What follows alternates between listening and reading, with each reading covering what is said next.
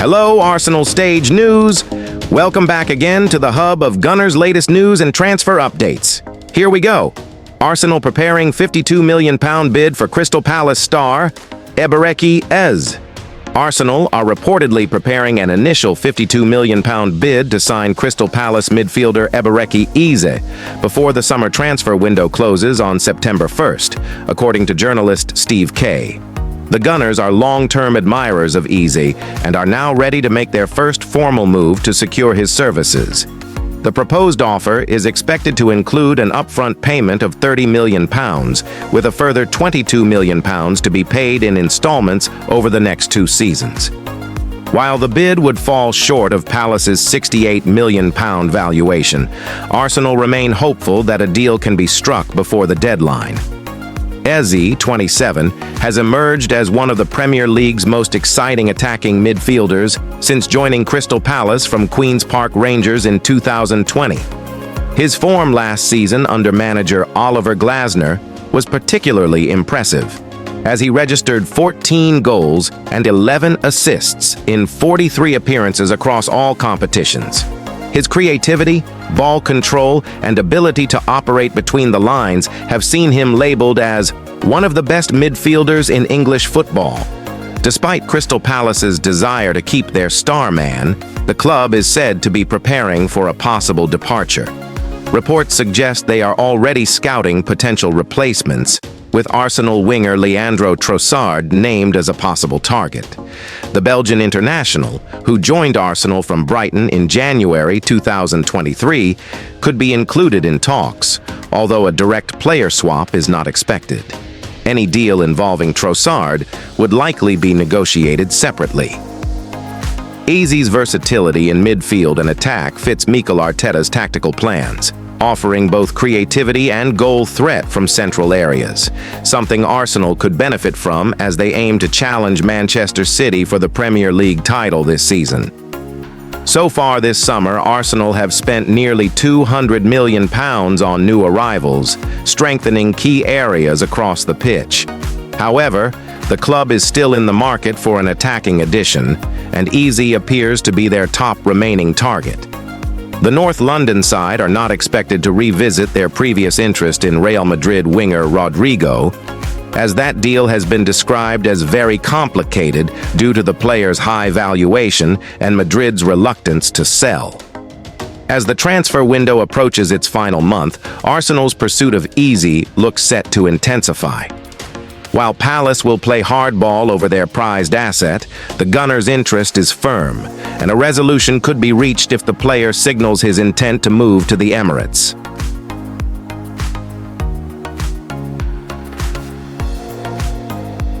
Thierry Henry back to become Arsenal manager. He deserves it, says Louis Saha. Arsenal legend Thierry Henry has long been considered one of the most influential and iconic figures in the club's history, and now his former international teammate Louis Saha believes Henry deserves the opportunity to lead the Gunners as a manager in the future. Speaking to Boyle Sports, Saha backed Henry to manage in the Premier League and strongly suggested that a return to the Emirates as boss would be a fitting next chapter for the Frenchman's career. Henry, widely regarded as one of the greatest strikers of his generation, enjoyed a glittering playing career at Arsenal. During his time in North London, he scored 228 goals in 377 appearances, helping the club to 2 Premier League titles, including the famous Invincibles season of 2003/04 and 3 FA Cups. His achievements with Arsenal earned him a legendary status, and he remains a beloved figure among fans. But Henry's talents were not limited to his club career. He also enjoyed success on the international stage, winning the 1998 FIFA World Cup and Euro 2000 with France, as well as the UEFA Champions League and 2 La Liga titles with Barcelona.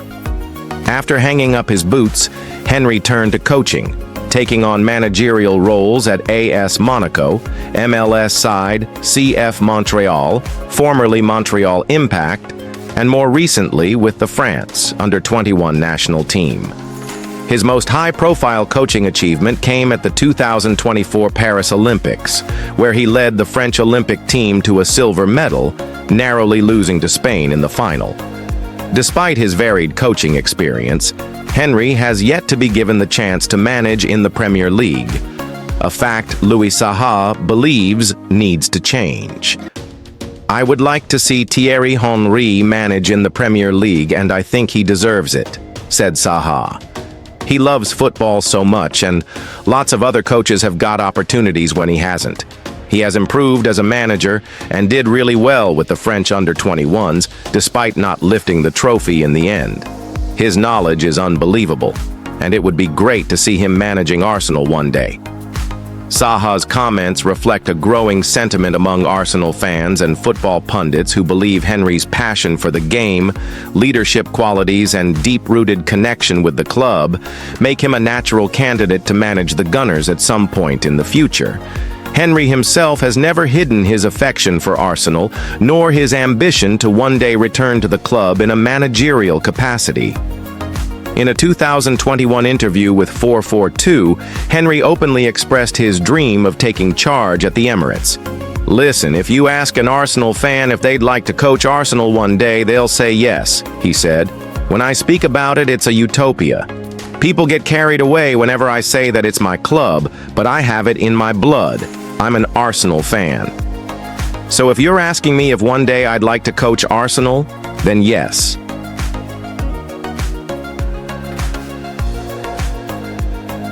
Arsenal 0-1 Tottenham. Gyökeres debuts as Pape Matar Sarr wonder goal stuns Gunners in preseason derby. Arsenal's preseason momentum took a hit in Hong Kong as they fell to a 1-0 defeat against fierce rivals Tottenham Hotspur. The match was decided by a sensational long-range strike from Pape Matar Sarr, which proved to be the only goal in an otherwise cagey encounter. While the result itself won't impact the standings, it did provide fans and analysts with early clues about the development of both squads ahead of the new Premier League season. Tottenham's winner came in dramatic fashion just before the break. Arsenal goalkeeper David Raya was caught well off his line when Sarr picked up the ball near the halfway mark.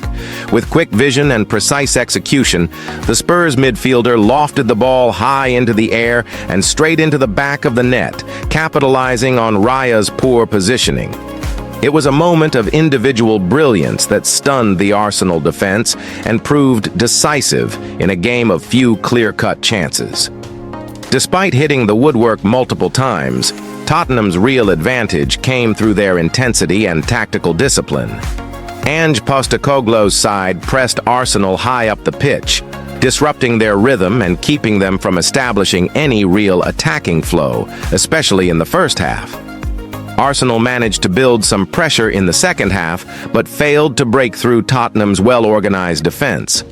In a game that only saw one shot on target for each team, the Gunners were left frustrated by their own inefficiency in front of goal.